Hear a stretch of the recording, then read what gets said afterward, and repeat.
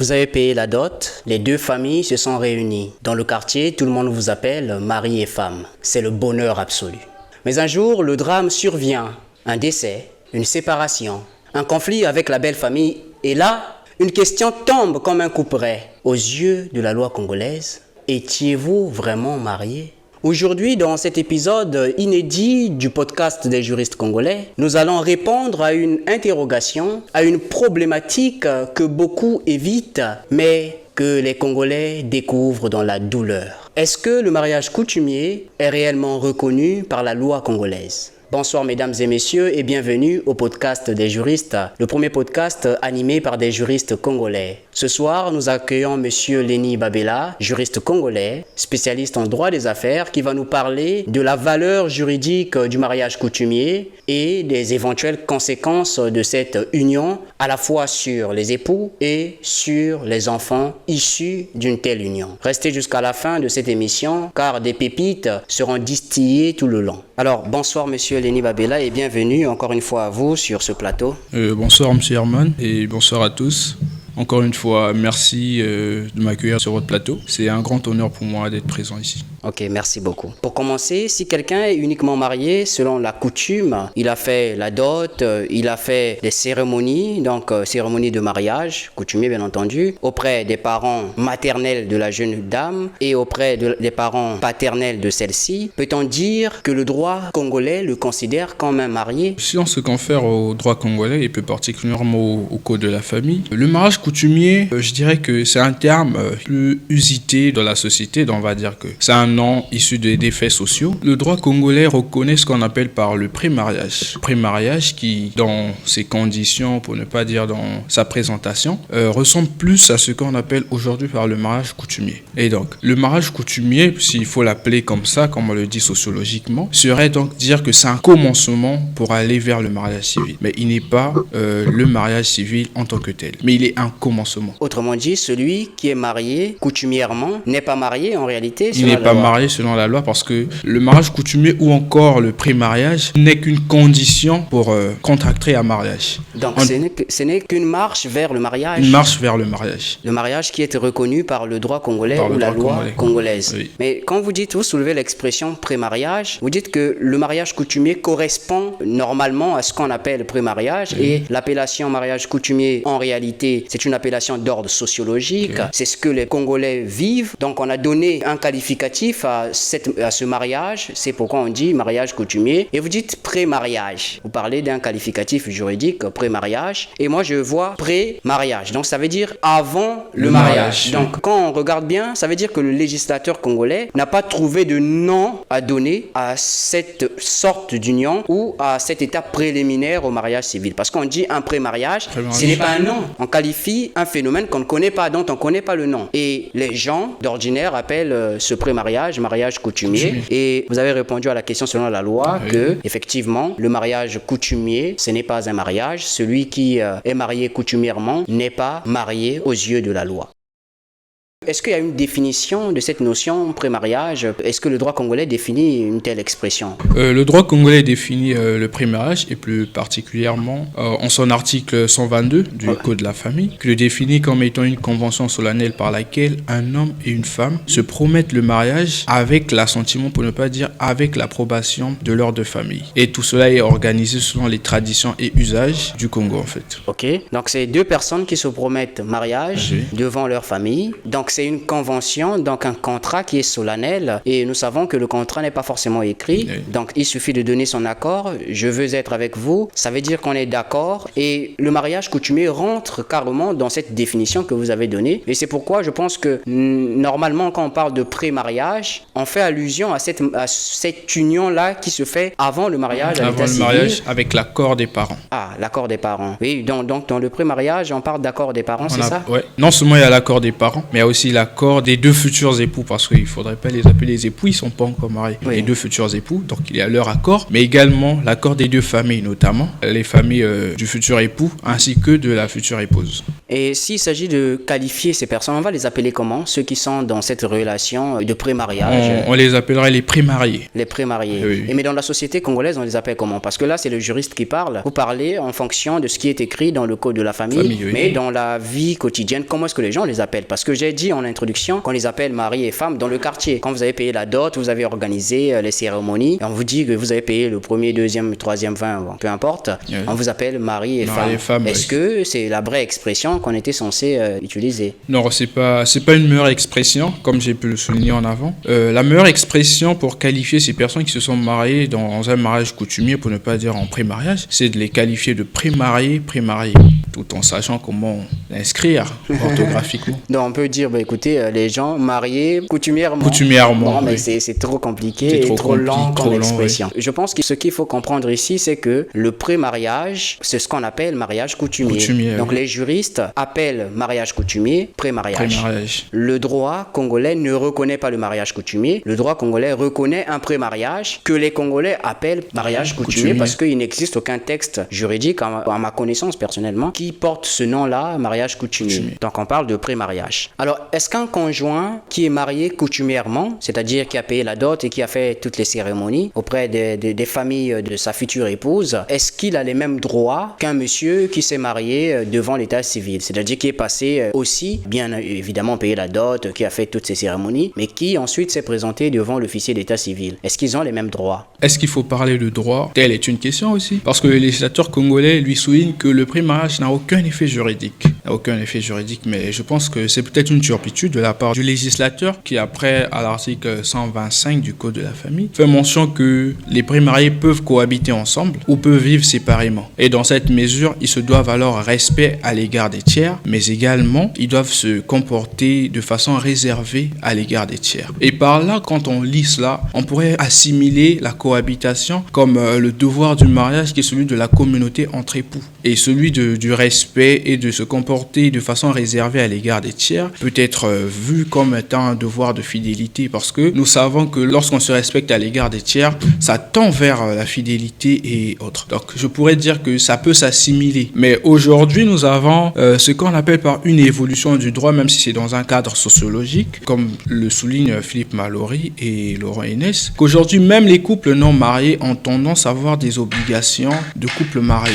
Parce que le couple marié n'est plus le seul à avoir certaines obligations telles que celui du logement, de la contribution des charges du ménage. Ceci s'est étalé jusqu'au couple non marié. Et donc, on pourrait dire dans ce cas, sociologiquement, il y a certains devoirs, pour ne pas dire certains droits, qui ont outrepassé cela. Même si on dit que le pré-mariage n'a aucun effet juridique. Le pré-mariage n'a aucun fait juridique, mais dans la pratique, nous voyons qu'il y a la contribution aux charges du loyer, pas mal d'obligations qui existent entre les pré-mariés, donc ceux qui sont dans un mariage coutumier. Et nous, dans la société, on dit, écoutez, on est mariés, dans la société congolaise, c'est ce qui arrive, on est mariés, on a payé la dot, on a organisé, on a fait ces cérémonies et tout, on se dit que vous êtes ma femme, et donc vous me devez fidélité. Maintenant, s'il arrivait qu'une telle femme sortait avec un autre homme, qu'est-ce qui pourrait arriver? Est-ce que le monsieur peut se plaindre en justice pour dire, écoutez, elle m'a trompé, il y a eu infidélité? Oui, un pré-marié pourrait toujours se plaindre auprès du juge, parce que même quand on dit que le pré-mariage n'a aucun effet juridique, plus bas, on nous fait savoir que le juge a la possibilité de pouvoir juger du motif de la rupture du pré-mariage. Cela signifie que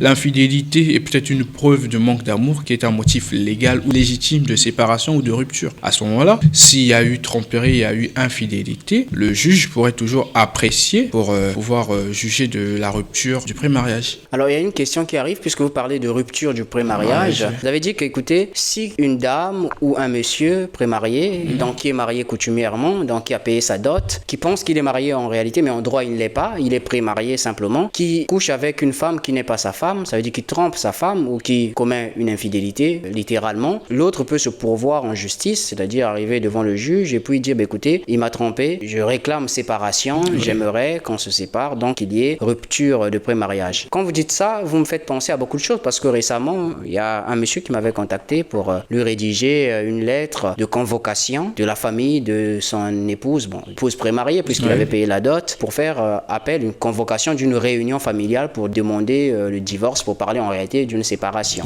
Et donc il fallait que les parents s'asseyent pour parler donc du divorce dans ce cas de figure. Il s'agit là d'un prémariage. Est-ce que c'est comme ça qu'on met fin à une telle union? Oui, on peut toujours mettre fin au prémariage de la manière dont j'ai pu stipuler en amont, notamment par l'appréciation du juge, mais également par le consentement des deux familles, c'est-à-dire on met les deux familles ensemble, la famille du prémarié et de la prémariée ensemble, ils peuvent convenir de la rupture du prémariage. C'est prévu par la loi, c'est prévu par la loi. Dans le code de la famille. Dans le code de la famille, à l'article 126. Ah, ok, merci.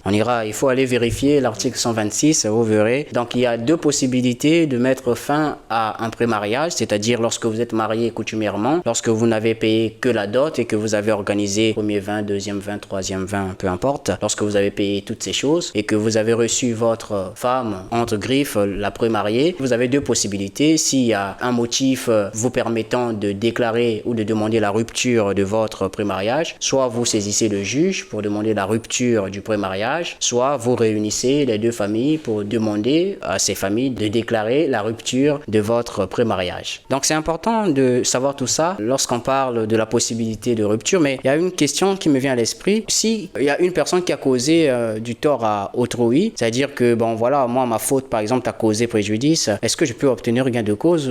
Qu'est-ce qui peut se passer à partir de cet instant? Oui, à partir de cet instant, dans la mesure où la rupture a été imputée à un prémarié, à ce moment-là, il peut avoir restitution des cadeaux. Non, écoutez, je suis ensemble avec la prémariée, donc la femme que j'ai mariée coutumièrement, j'ai payé la dot, par exemple, elle m'a trompé. Donc si elle m'a trompé, moi je me dis c'est un motif légitime pour demander la rupture, et je me considère que j'ai été lésé dans ce cas de figure. Que peut-il se passer? Et on appelle ça comment en droit? En droit, on appelle ça la responsabilité de droit commun. À ce moment-là, c'est la responsabilité de droit commun qui s'appliquera, notamment on est au Congo, selon l'article 1340. Il dit tout fait quelconque de l'an qui cause à autrui un dommage oblige celui par la faute duquel il est arrivé à le réparer. Donc si on cause un préjudice à autrui, on va considérer, parce qu'il y a une expression que j'ai vue dans le code de la famille, on parle de rupture abusive. Est-ce que dans ce cas de figure, on peut parler de rupture abusive? On peut toujours parler de rupture abusive dans la mesure où le motif allégué par l'un des prémariés n'est pas légitime. À ce moment-là, lorsqu'on rend le prémariage, il peut advenir qu'il y ait des dommages. Et dans cette mesure, le fautif a l'obligation de réparer. Et non seulement la réparation peut advenir de la restitution des cadeaux alloués lors du prémariage, mais aussi des dépenses occasionnées pour le prémariage. Donc, si je comprends bien, par exemple, il y a eu rupture de prémariage. J'ai demandé que la rupture ait lieu. Je me dis, écoutez, on va se séparer parce que vous avez commis un acte qui ne m'a pas plu et c'est un motif légitime pour moi de demander la rupture de notre prémariage. Les familles se sont réunies, on a déclaré la séparation, donc rupture du prémariage. Est-ce que si, dans ce cas de figure, c'est la prémariée qui est la fautive, elle a droit ou elle a l'obligation de me restituer tout ce que je lui ai donné en termes de cadeau? Oui, elle a le droit de restituer. Mais souvent, ce qui se passe dans la pratique, c'est que c'est la femme qui prend les trucs du monsieur. Vous voyez pas souvent Oui, ça c'est dans la pratique. Dans la pratique, on voit souvent les femmes, lorsqu'elles rendent le prémariage ou lorsqu'elles rendent le contrat, elles partent avec tout ce qu'elles trouvent dans la maison. Mais bon, ça c'est une mentalité purement congolaise. Non, mais est-ce que c'est légitime? Est-ce que c'est normal? Est-ce que une femme qui fait ça peut être poursuivie? Parce qu'il faut être clair. Oui, elle peut être poursuivie parce que ça deviendra, comme on a pu dire, dans le prémariage, lorsqu'on vit en cohabitation, le régime matrimonial qui s'applique est le régime de la séparation. Ce qui signifie qu'à la séparation, c'est-à-dire lorsqu'on rend le prémariage, chacun doit partir avec ce qui appartient. Le fait de sortir avec ce qui ne vous appartient pas peut être assimilé à du vol. Oui, peut-être du vol, mais imaginez, on est ensemble, ça fait 10 ans et qu'on a pu s'acheter tout ce que je vois dans la maison ensemble. Dans ce cas de figure, je peux partir avec les choses puisqu'on les a achetées ensemble. Dans ce cas de figure, dans la mesure où les choses ont été achetées ensemble, à ce moment-là, ça rentre dans le cas des biens indivis parce que ça vous appartient à tous les deux. Vous y avez mis du sien, c'est-à-dire de l'argent et tout tout autre pour obtenir ces biens, à ce moment-là, c'est un bien individu qui vous appartient à tous les deux. Oui, mais non, moi je pars, je suis la dame, je vais partir, je fais comment si c'est un bien individu? Si c'est un bien individu, il faut procéder par la liquidation de ces biens. Ça veut dire? La liquidation de ces biens, faire le calcul, savoir quel est le pourcentage par lequel nous allons partager les biens. Si on est dans cette séparation-là, on est dans l'indivision, je crois qu'on ira dans le 50-50, à moins qu'il y ait une clause qui est prévue un autre partage. Oui, c'est vrai, vous parlez de clause et tout ça, c'est tout juridique ça. Mais non, je vais être un peu concret. Il y a eu séparation entre nous deux. Bon, écoutez, on a acheté des choses ensemble. Vous me dites, il faudrait faire un calcul. Est-ce que c'est nous qui allons procéder au calcul ou bien est-ce qu'on va saisir un juge? Est-ce qu'on va voir le chef du quartier, le chef de zone ou est-ce qu'on va réunir la famille pour procéder à la séparation ou au partage des biens? Le calcul peut se faire entre époux, tout comme avec la famille. Tout dépend de la volonté des époux. Mais puisqu'on n'est pas dans un mariage civil. On n'est pas dans un mariage civil. Mais si on veut plus légitimer les choses, on pourrait voir un notaire. Un notaire, oui. Un notaire pour estimer la valeur de chaque chose et pour connaître quel est le calcul ou le quorum qui revient à chaque partenaire. Ah, ok. Merci beaucoup pour toutes ces précisions parce que on voit beaucoup de couples se séparer. Couple, c'est trop dit, mais beaucoup de personnes en pré-mariage se séparer et on se pose des questions parce que vous allez voir la dame, elle prend tout ce qu'elle voit dans la maison, elle part avec, non, ça m'appartient. Elle sait bien que c'est pas elle qui l'a acheté. Oui. Elle n'a pas acheté cette télévision, mais dit que, ouais, oui, puisque toi et moi, on sera plus ensemble, moi je prends ça parce que j'ai des enfants. Oui. Alors il y a une question qui arrive. Les enfants nés d'un pré-mariage, le mariage coutumier dont on a parlé tout à l'heure, sont-ils des enfants légitimes selon la loi congolaise? La loi congolaise ne fait pas beaucoup mention d'enfants légitimes. Parce que si on s'en tient à l'article 262 du Code de la famille, on nous fait mention que les enfants nés hors mariage ont les mêmes droits et devoirs que les enfants nés dans le mariage. Cela signifie qu'il n'y a pas de distinction faite entre enfants légitimes et enfants illégitimes. Oui, c'est vrai. Enfant légitime, enfant illégitime, c'est bien beau tout ça. Mais dans la pratique, prenons un exemple concret. Il y a deux parents, une et un, qui étaient ensemble. Ils étaient dans une relation de pré-mariage. Il y avait dot, on avait fait les cérémonies. Il y a eu séparation, rupture donc du pré-mariage. La pré-mariée, à l'époque, s'est remariée. Donc elle s'est mariée cette fois-ci. Elle s'est mariée avec un autre monsieur qui est allé jusqu'à faire un mariage à l'état civil, c'est-à-dire devant la mairie. Et cette dame a eu des enfants avec ce monsieur. Est-ce que ces enfants, si la dame a laissé les choses entre griffes, c'est-à-dire que c'est la dame qui décède, elle a eu son patrimoine, est-ce que ces enfants qui sont nés de l'autre parent, c'est-à-dire que de son du premier lit, du premier lit, on va appeler ça comme ça, est-ce que ces enfants-là vont hériter au même titre que les enfants qui sont nés Et donc, dans le cas d'espèce, on dirait que ces enfants ont le droit d'hériter au même titre que les enfants nés dans le mariage. Ah bon? Mais comme j'ai pu mentionner en amont, mais tout cela après liquidation, parce que lorsqu'on est en mariage, il peut arriver que certains biens de la dame soient en communauté avec le monsieur. Donc, c'est après la liquidation du régime, lorsqu'on va liquider le régime, qu'on aurait établi la part qui revient au monsieur et la part qui revient à la dame. C'est à ce moment-là que les enfants nés du premier lit pourront rentrer en succession des biens laissés par leur mère. Oui, mais c'est super intéressant tout ça. Mais le problème, c'est que vous voyez, là, vous nous parlez d'une procédure juridique et la plupart des choses qui se passent, ce qui se passe dans notre société, c'est que quand il y a séparation, quand il y a divorce, on ne prend pas la peine d'aller voir un notaire. Parce que ce que vous dites de liquidation, tout ça, c'est le notaire qui fait tout ça. C'est le notaire. Est-ce que celui qui ne fait pas ça, est-ce qu'il est dans des règles? Parce que est-ce que ça peut engendrer des conséquences juridiques? Oui, ça peut toujours engendrer des conséquences juridiques lorsque le partage n'est pas équitable. Parce que le partage peut toujours se faire avec l'assentiment des parties. Il peut y avoir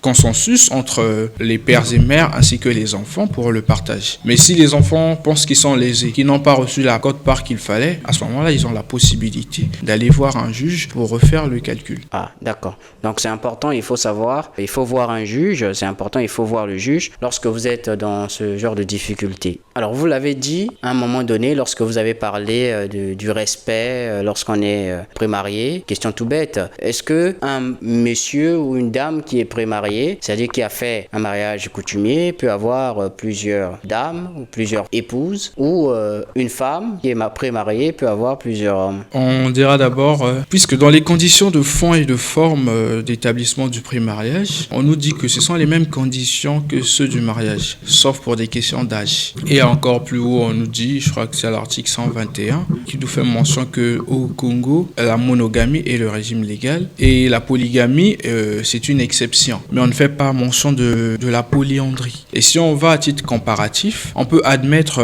qu'un homme soit pré-marié avec plusieurs épouses, puisqu'on dit que le pré-mariage est organisé selon les traditions et usages usages. Et si selon nos traditions et usages, il est admis, je suppose, qu'une personne soit dans plusieurs pré-mariages. Mais Ça dit qu'un homme, quoi. ouais, pour un homme. Mais pour la femme, je doute fort. Et on peut résumer cela aussi par cette obligation qui est faite aux pré-mariés de se respecter mutuellement. Parce que tout cela va aussi dans le respect mutuel. Et donc sur ce sous-bassement, on pourrait dire que sans accord des deux époux, cela peut être jugé comme étant une insulte à l'égard de l'autre partenaire. Que la femme n'a pas le droit d'avoir plus d'un époux. Plus d'un époux, ouais. Oui. Ok, merci. Donc, d'autant plus que vous l'avez dit, dans le cadre du mariage à l'état civil, on n'autorise pas, il n'y a pas de régime de polyandrie dans ce pays. Alors, vous avez parlé, lorsqu'on a essayé de développer, vous avez parlé de deux possibilités de faire la rupture d'un mariage ou d'un pré-mariage plutôt, dans le cas du mariage coutumier. Vraiment, dans ce cas de figure, est-ce qu'on a besoin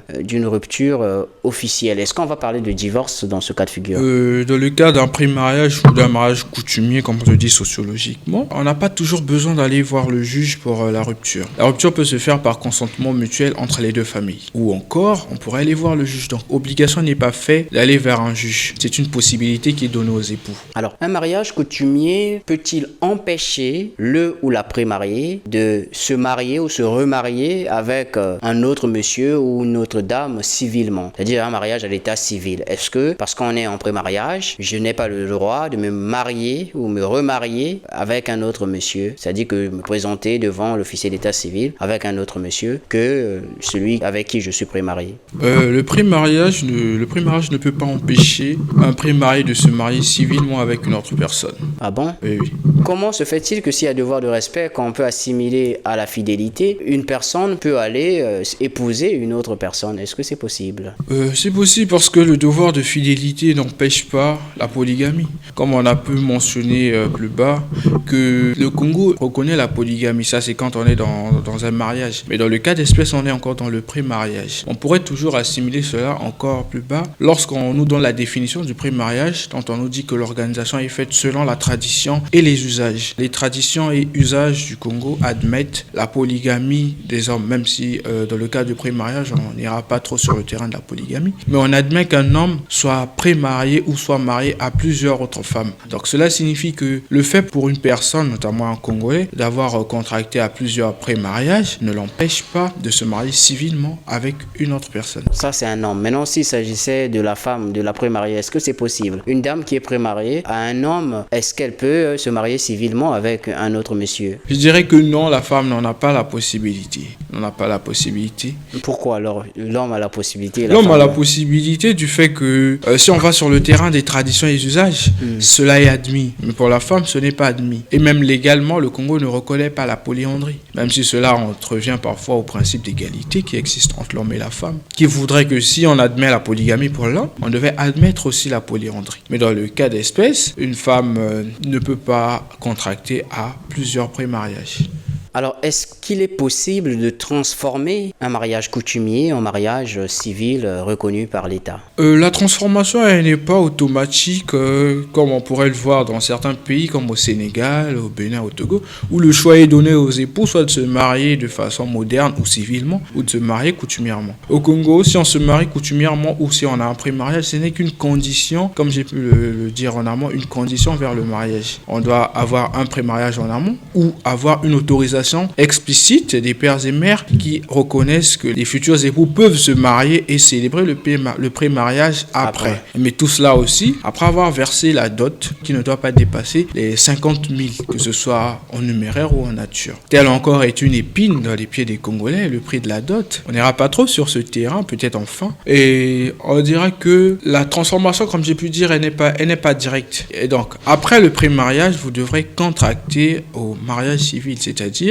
respecter toutes les conditions nécessaires pour contracter un mariage et aller devant le maire. Donc ce n'est qu'une condition en réalité. Ce n'est qu'une condition. Pré-mariage. Oui. Donc pour transformer un mariage coutumier ou un pré-mariage en mariage civil, il faut se présenter devant le fichier d'état civil et célébrer le mariage. Là encore, il y a une procédure à suivre. On pourra peut-être voir dans un autre épisode aussi la question de la dot. Là aussi, c'est une question super intéressante. Oui, super intéressant. On peut consacrer toute une interview pour ça ou toute une émission sur cette question particulière. Alors, que risque si on a dit qu'on peut transformer un mariage coutumier en mariage civil? Que risque un époux ou une épouse qui reste coutumièrement marié toute sa vie, c'est-à-dire qui n'a célébré que le mariage coutumier toute sa vie sans jamais se présenter devant l'officier d'état civil?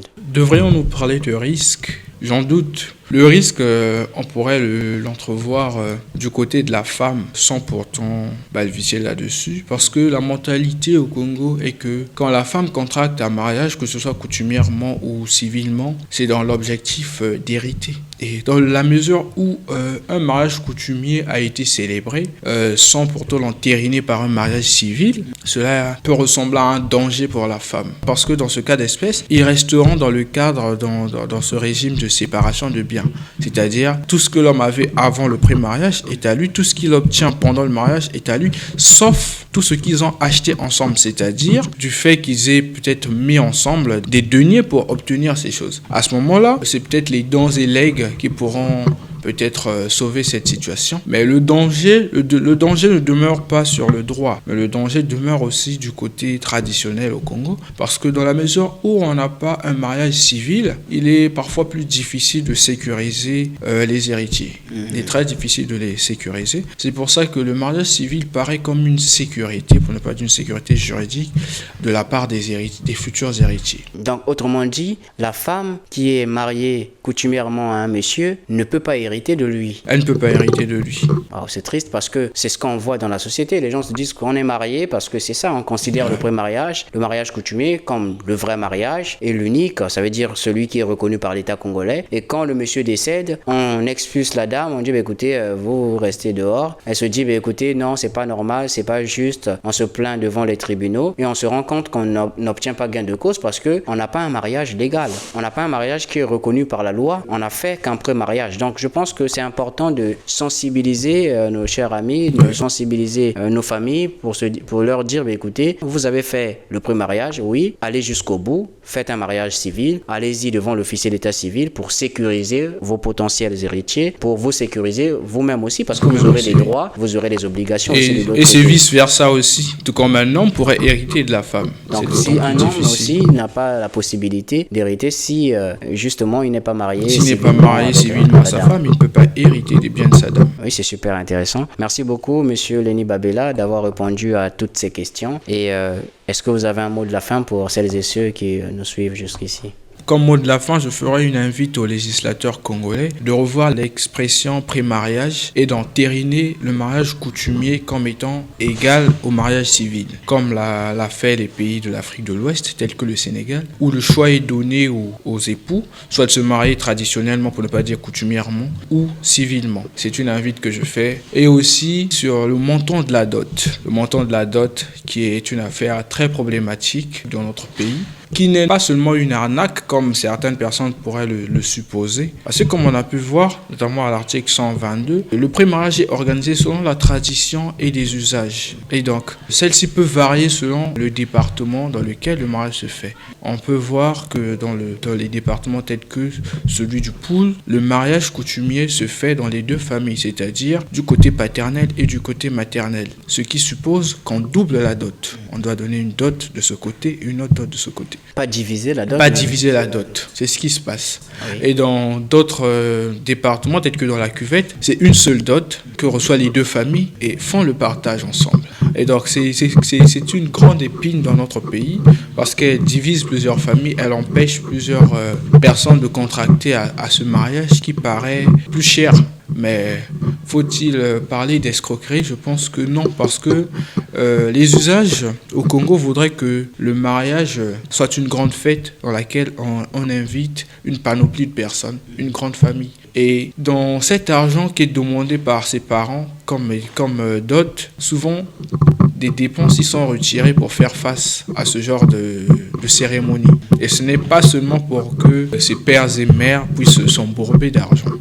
Et donc, je pense que le législateur doit, dans ce cas, plutôt supprimer la somme. Parce que entériner une somme ne réglera pas le souci, puisque c'est déjà entériné, même s'il y a des poursuites pénales qui peuvent advenir du fait de demander une somme supérieure à 50 000. Mais on voit que ça rentre comme en désuétude. Je pense qu'il est mieux de supprimer le montant et de laisser la liberté à chaque famille, peut-être avec une limite donnée. limiter peut-être un plafond, mettre un plafond pour dire que la dot ne doit pas dépasser, elle ne doit pas dépasser. Elle ne doit pas dépasser 100 millions, 5 10 millions. millions, mais demandez tout ce que vous voulez, mais elle ne doit pas dépasser 100 millions. 100 millions. Merci beaucoup pour tous ces conseils et merci mesdames et messieurs d'avoir regardé cette émission jusqu'à sa fin.